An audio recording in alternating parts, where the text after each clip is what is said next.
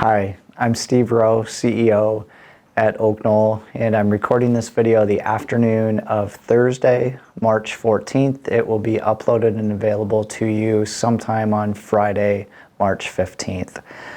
The COVID update is much better than when I recorded a couple of weeks ago. At this point, we currently have no residents and no employees, at least that we're aware of, who are COVID positive. So it's been quite a while since we've been able to say that, and hopefully when Kim records again next week, we will have 2 consecutive weeks of no COVID people. But it's certainly a welcome relief from having to talk about COVID week after week, that we're back to having no positive cases. For those of you who visit friends in the health center or in assisted living, we are currently mask free, so you do not have to even think about putting a mask on when you go visit friends. I have some really good news to share with you today, and it's related to the building project that we would like to be doing across Benton Street at 1201 West Benton. Last Thursday, we received notification from the Department of Inspections and Appeals with the state of Iowa that they were granting our waiver request. So you might remember from earlier recordings that we have talked about that the state of Iowa had implemented a moratorium on new nursing home beds that went into effect last July. And we had submitted a letter requesting a waiver from that moratorium because we want to add 12 licensed nursing beds at that property, 1201 West Benton. It sat for at least a month. I think we submitted that letter on January 22nd, and we just heard last Thursday that our request had been granted. That does not mean that we can build 12 licensed nursing beds yet. What it means is they are open to us submitting a certificate of need application demonstrating why we need those 12 beds.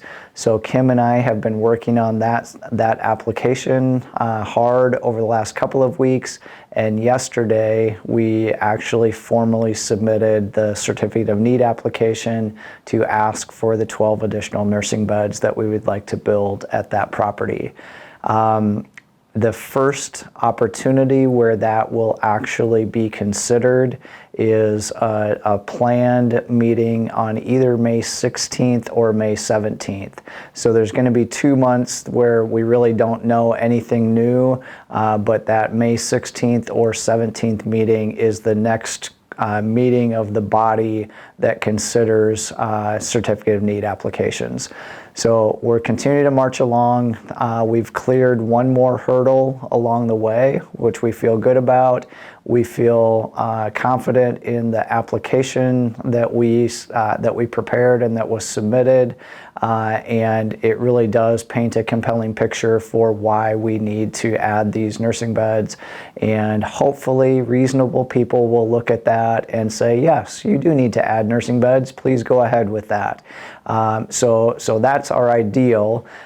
If we don't get that, if they for whatever reason don't allow us to add additional nursing beds, we are still planning to build a building at that property.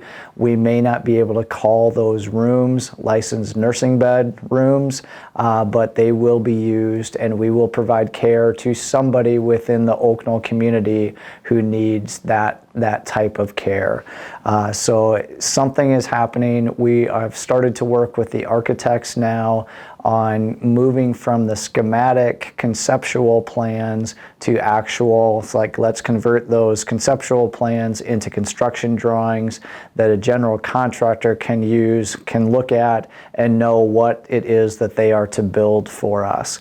So that process is just getting underway, and we'll keep you updated as we know more week by week here.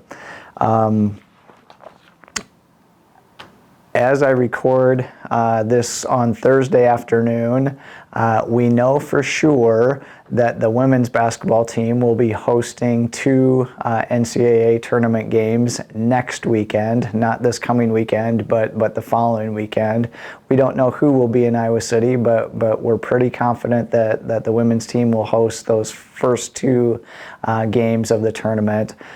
This afternoon, the men's team plays at 5:30. We don't know if they will even make the NCAA tournament, but hopefully with a couple of wins, the men also will be in the tournament. Certainly not playing at home like the women have the opportunity to do, but hopefully we have several more weeks of watching both men's and women's basketball and being able to cheer for our teams here.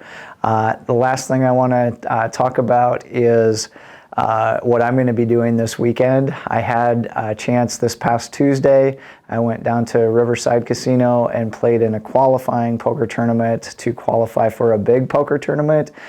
This one that's happening this weekend is an $1,100 buy-in. I have never paid $1,100 to play a tournament, and I wouldn't do that, but I did pay something less to try to win my way into this tournament.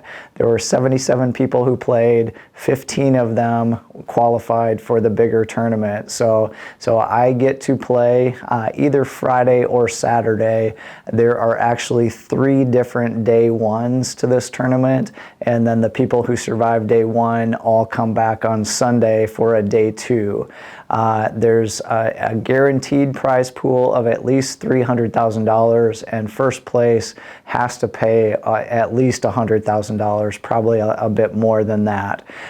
So it won't be retirement money if I win, but I am certainly hoping that it's like the weekend goes well and I'm playing poker on Saturday and Sunday and at least make something this weekend and just have fun. Practicing patience and making good decisions. That's why I play poker. Hope that you're doing well, and we'll talk with you again in a couple of weeks. Take care.